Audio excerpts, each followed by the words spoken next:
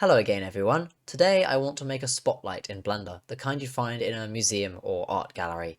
The goal here is to make something posable and game ready, which means we need to be careful of how much geometry we create. Like in most art galleries, this is going to be attached to a horizontal support beam, so I'll start modeling downwards from there. It doesn't need to be super detailed because the camera isn't going to be very close to the model, so we can use some tricks to hide how little geometry we're actually using. One of these is smooth shading, and the other is single thickness faces. We don't actually need parts like the bracket to be solid. We can cut it down from 14 to just 3 faces like this. You can see we've got a lot of back-facing geometry, so let's fix that quickly.